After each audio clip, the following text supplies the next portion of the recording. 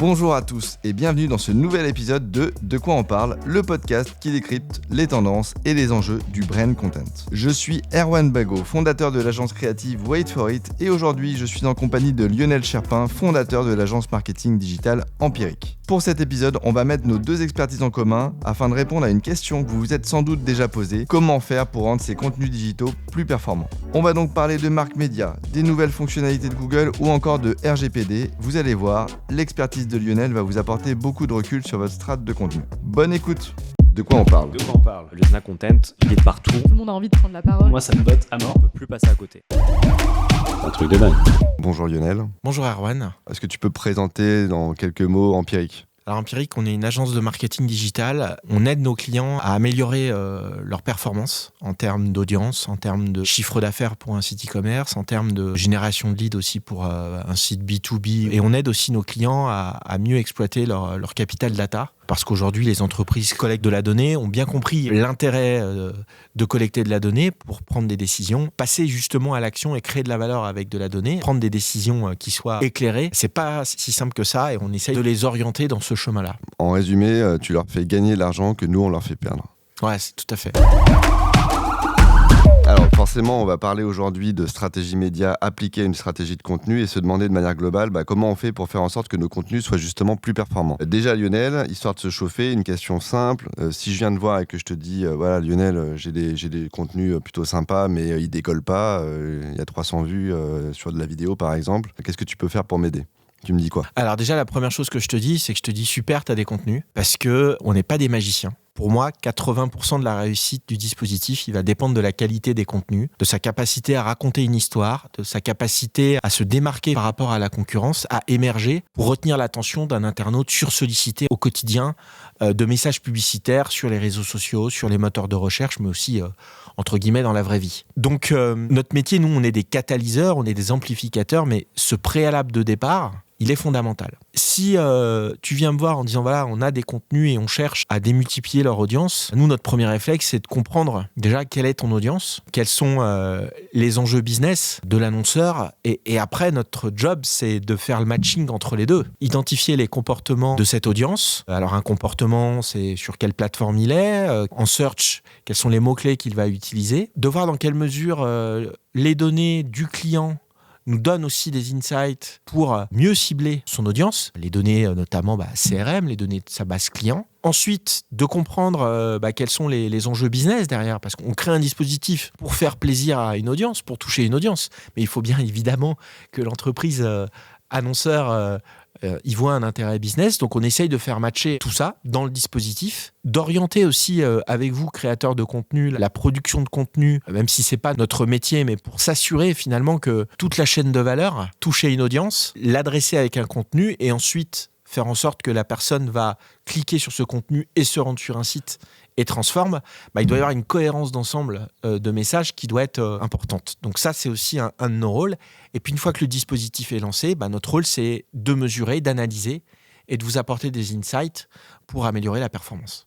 Donc il ne s'agit pas juste de dire je sors la carte bleue et puis je paye Facebook, Instagram. Alors c'est une partie du travail, mais notre métier, c'est pas de rentrer un code de carte bleue et de laisser la machine faire, même si aujourd'hui, la machine fait beaucoup avec l'émergence de l'IA. Non, notre métier va quand même au-delà. Je taquine des fois un petit peu nos experts médias en disant que c'est le pôle carte bleue. Effectivement, quand on fait du référencement naturel, de l'organique, on ne sort pas directement la carte bleue, mais il faut quand même passer du temps et le temps, c'est de l'argent, donc ça revient un peu au même. On est un peu à l'ère des créateurs de contenu. Dans les exemples récents, il y a un Hugo Décrypte qui a vraiment créé son média et qui a une audience très importante.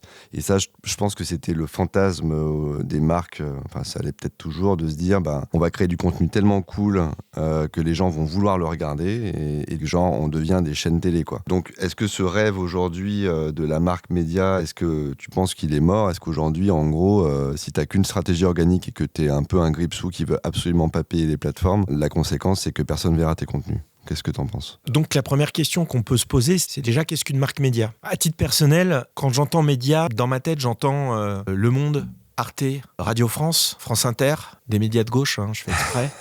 Et donc, pour moi, forcément, ça implique de l'objectivité, ça implique le respect d'une certaine déontologie, d'objectivité, de recouper des informations, de ne pas être à charge. Bon, même les médias qui sont censés être exemplaires là-dessus ne le sont pas toujours. Tu regardes pas TPMP ? Mais je me dis en tout cas que la définition du média, j'ai un peu de mal à l'associer à une entreprise qui, forcément, ne peut pas être tout le temps objective. Mais ça, c'est mon passé et ma formation de journaliste qui m'oriente un petit peu sur cette définition. Après, si on se dit que être une marque média, c'est quelque part la capacité à créer et à fidéliser une audience, non pas parce que je suis telle marque, mais par rapport à l'histoire que je raconte et au contenu que je propose, moi je pense qu'il est étroitement lié au secteur d'activité dans lequel on évolue, que ce soit en B2B ou en B2C.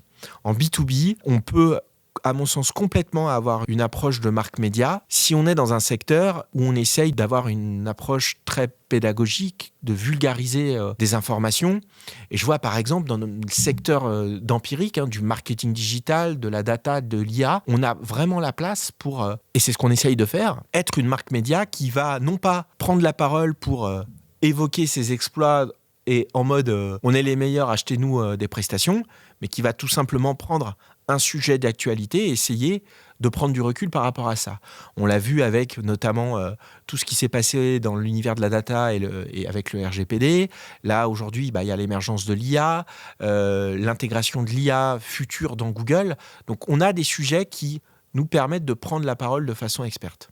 En B2C, je pense qu'on est vraiment lié au secteur d'activité. Les marques, par exemple, autour du food, autour de la santé, je sais pas, une marque de cosmétiques, forcément, elle a une communauté qu'elle peut adresser avec des contenus de qualité. Évidemment, une marque dans le domaine du food, on travaille, nous, pour pas mal de clients. Peugeot Saveur, les moulins à poivre, les marques de spiritueux du groupe Rémy Martin, le cognac. Voilà, ils peuvent raconter beaucoup d'histoires par rapport au cocktail et donc créer une audience qui va être intéressée par la thématique, pas forcément par la marque, mais intéressée par des contenus qui apportent une valeur ajoutée. Mais tous les secteurs d'activité, je pense, ne peuvent pas se prêter à cet exercice. Les assurances, les mutuelles, je pense que c'est pas toujours très simple de trouver des contenus qui interpellent des audiences et qui leur amènent à les fidéliser et à créer une communauté. Mais alors, si on prend le potentiel justement de ces marques dans des secteurs où c'est possible de le faire, aujourd'hui, elle va être comment la vision de votre stratégie organique ? Est-ce que c'est crédible d'imaginer parce que le contenu est bon ? Est-ce que ça a quand même besoin d'un push média pour pousser ? Ou est-ce que tu vas arriver avec, je sais pas, du référencement On va dire que c'est une réponse de dirigeant d'une agence, mais on peut pas appliquer la même recette systématiquement. Donc, ce que je disais tout à l'heure, la phase d'immersion et de compréhension, je dirais que c'est 70-80% de la réussite de nos actions.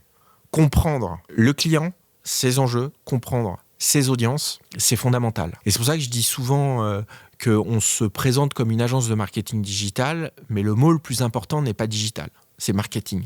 C'est cette capacité de comprendre et ensuite de traduire d'un point de vue opérationnel ces compréhensions en plan d'action opérationnel. Ensuite, je dirais dans la mise en œuvre des actions, alors effectivement, et ça c'est sur une stratégie organique, forcément on va beaucoup raisonner en SEO parce que Google est aujourd'hui un incontournable de la recherche, mais il est contesté en réalité dans son hégémonie puisque le deuxième moteur, c'est toujours la famille Google et c'est YouTube, mais on voit aujourd'hui dans les jeunes générations un usage d'Instagram ou de TikTok finalement qui est équivalent à l'usage de Google.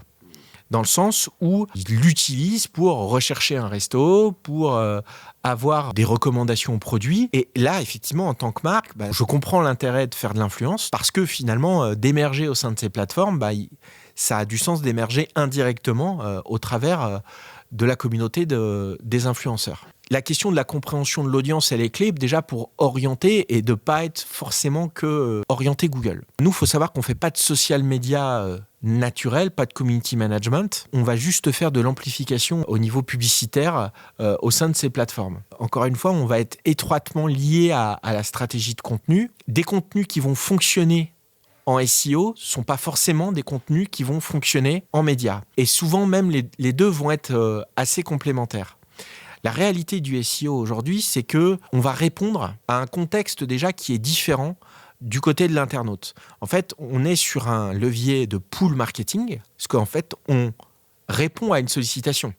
Quelqu'un recherche une information et notre rôle, c'est de faire en sorte que l'entreprise, le client, soit visible dans la page de résultats. À l'inverse, sur les réseaux sociaux, on est sur du push. On sollicite un internaute dans un contexte passif. Pour donner un exemple peut-être un peu plus clair, un peu plus concret, et je le prends par rapport à Empiric, aujourd'hui, si je parle de tracking server-side... Voilà, déjà tu m'as perdu. Voilà, c'est pas forcément peut-être le meilleur des exemples parce que le sujet est en train de se démocratiser, mais je sais que quand on a fait un contenu sur le sujet il y a déjà 2 ans, nous en référencement, en search, et ça inclut le référencement naturel, mais aussi le référencement payant, on utilise des outils qui nous disent quels sont les volumes de recherche des mots-clés. Et on a tapé tracking server-side et on a vu 0 recherche par mois.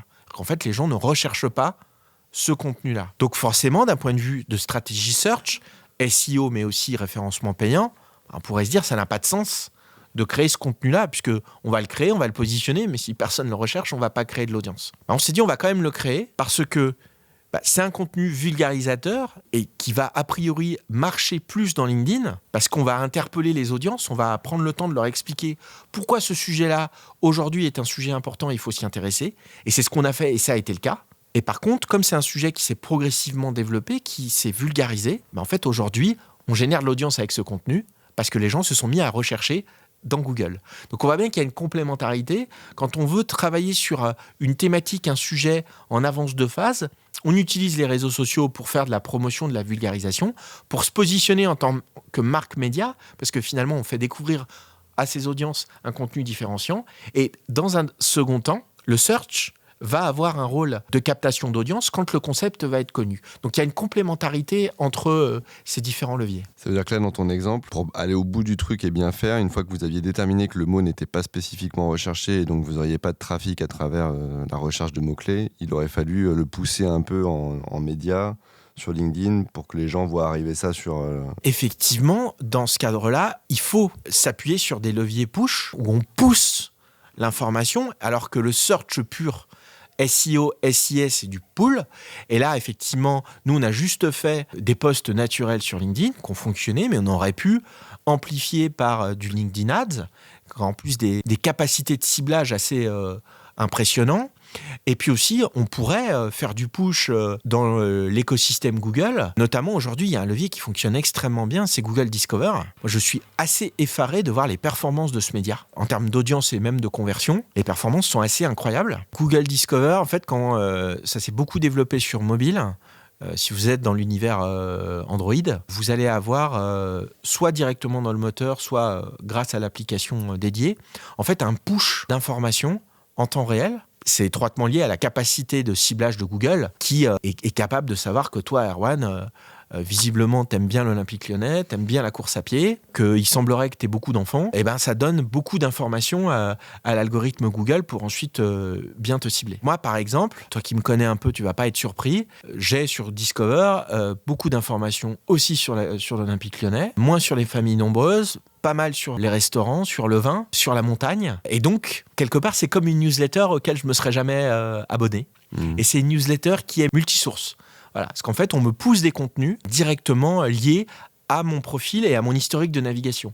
En fait, on peut aller voir dans Google Discover, dans les paramètres, les thématiques, les centres d'intérêt identifiés pour Lionel Cherpin, et ça, c'est lié à l'historique. Toi, tu peux le voir toi-même pour toi. Ouais. Et quand je le vois, c'est pas très surprenant. C'est donc du coup un levier naturel. Au sein de Google Discover, on a la possibilité de faire de la pub média en ciblant des audiences qui aiment l'Olympique Lyonnais, qui aiment le vin, qui ont telle tranche d'âge, qui sont localisés dans telle ville. Voilà, on a des capacités de ciblage qui sont très fortes. Et je pense qu'aujourd'hui, si on a de telles performances sur Discover, c'est en partie lié au fait que l'internaute ne s'est pas encore rendu compte qu'il cliquait sur de la pub. En fait, on a la mention sponsorisée, mais moi, je me rends compte, mais ça, j'ai pas d'études aujourd'hui pour l'affirmer, mais dans mon comportement, des fois, je vois sponsorisé, mais je clique comme si c'était un lien naturel. Et pour rester une dernière fois sur le volet organique, est-ce que quand même tu crois qu'il y a encore des opportunités, entre guillemets, en mode robinet ouvert ? Je vais prendre un exemple tout bête en ce moment. Nous, tu vois, on a une toute petite audience qu'on n'a jamais cherché à l'agrandir chez Wait for It, notamment sur YouTube.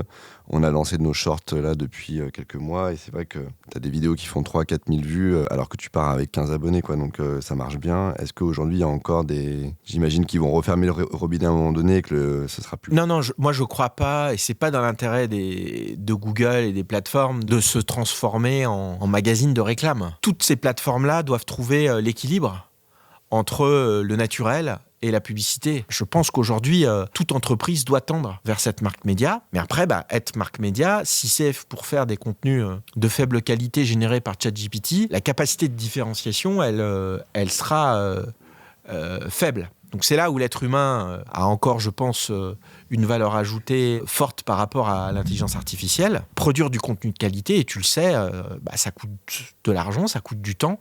Mais pour moi, c'est aujourd'hui indispensable.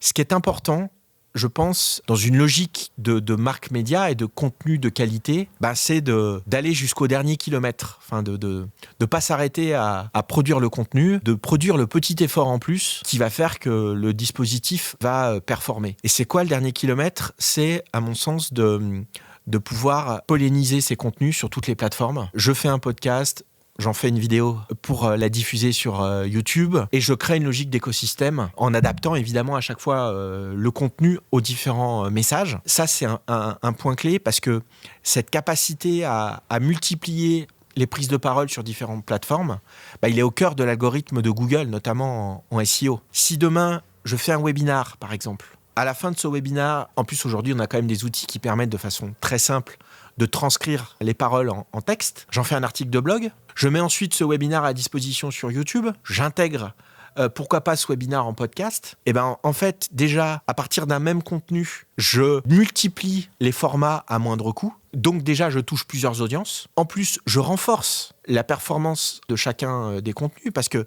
faut quand même avoir en tête que le deuxième moteur de recherche, c'est YouTube, mais que l'algorithme de Google classique prend en compte les données de YouTube pour potentiellement positionner un site avec un contenu classique. Il y a aussi sur certaines recherches des vidéos qui remontent directement dans la recherche Google. Donc vous pouvez avoir la possibilité de démultiplier sur une même requête votre visibilité et votre part de voix, parce que vous êtes visible avec un résultat texte, mais aussi avec un résultat vidéo. La dernière étape de ce dernier kilomètre, c'est la data. C'est mesurer la performance de ce qu'on a fait, c'est tirer des enseignements, aussi comment on peut améliorer le dispositif, et surtout comment on peut le recycler. Republier un contenu, remettre à jour un contenu qui va être obsolète, c'est un faible temps passé pour un résultat qui peut être très intéressant. Et donc tout ça, pour ça, il faut piloter sa stratégie de contenu avec des indicateurs, avec des tableaux de bord.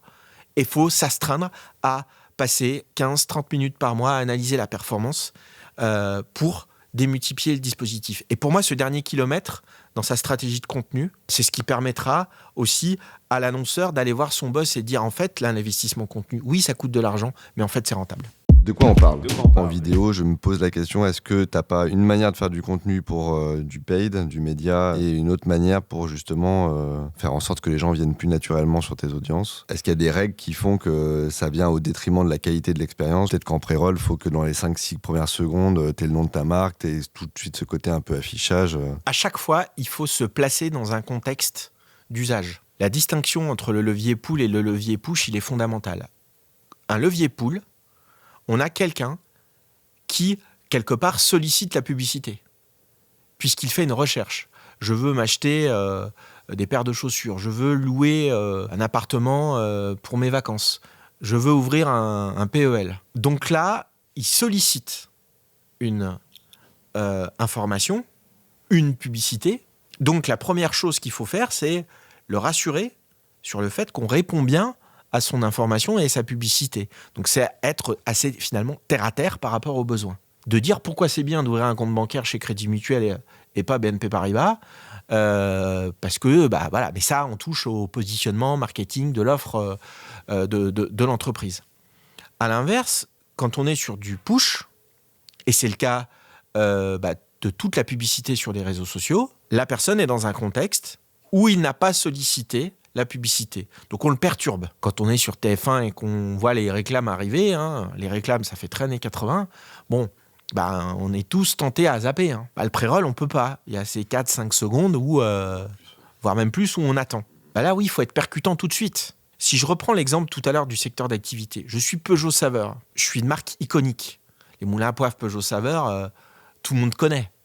Donc déjà, il y a une puissance de marque média naturelle qui est très forte. Je peux cibler facilement sur YouTube les recettes de cuisine, sans trop de problèmes.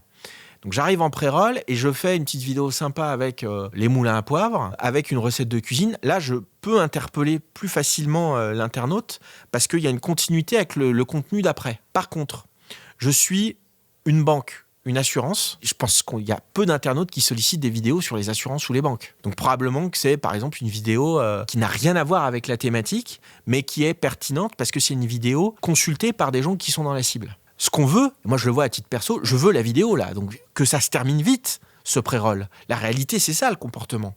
Donc là, il faut être très très bon pour interpeller. Très très bon. C'est intéressant ce que tu dis sur la capacité de ciblage qu'on peut avoir et pouvoir se dire, tiens, dans mon contexte de secteur, je vais pouvoir effectivement mettre mon contenu juste avant un contenu un peu identique. L'exemple de Peugeot Saveur, il est parfait. Tu penses qu'on va être de plus en plus précis sur ces capacités-là ? En fait, dans l'absolu, aujourd'hui, la puissance de ciblage, elle est absolument dingue, puisque l'utilisation d'Internet et des réseaux sociaux, les chiffres sont assez incroyables.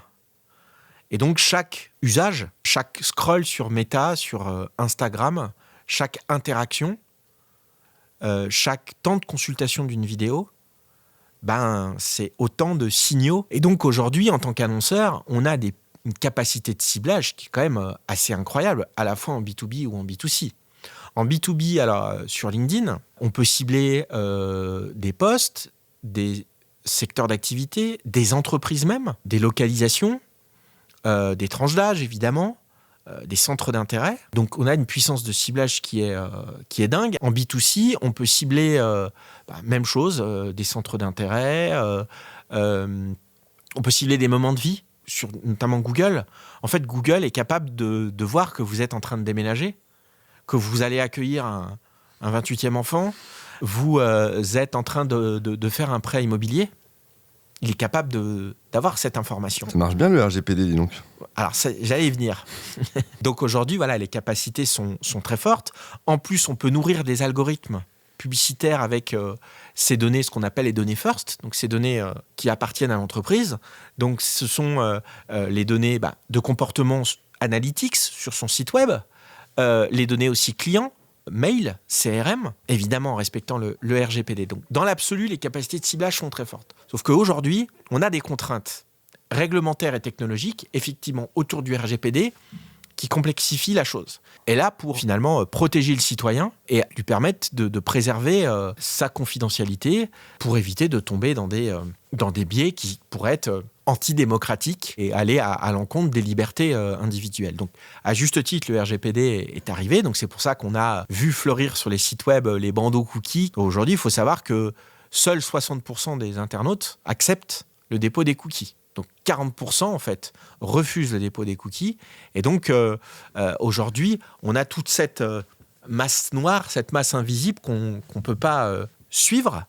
Et d'autant plus qu'on a en parallèle des facteurs technologiques qui aggravent la collecte. Les adblocks, c'est 30% des internautes français. Avec certains secteurs d'activité où les adblocks vont être forcément plus importants.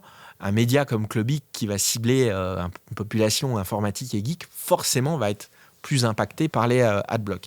Et puis, on a aussi la disparition des cookies progressive sur Chrome cette année. On est déjà aujourd'hui 1% des internautes qui ne sont plus collectés par Chrome par le biais des cookies. Donc, il y a ces contraintes aujourd'hui sur les navigateurs qui complexifient l'analyse. Alors, ce que je peux dire, c'est que des alternatives existent et que justement, un des leviers que l'on dit à nos clients, c'est que pour pallier à la raréfaction des cookies, il faut collecter des données first, donc notamment des mails.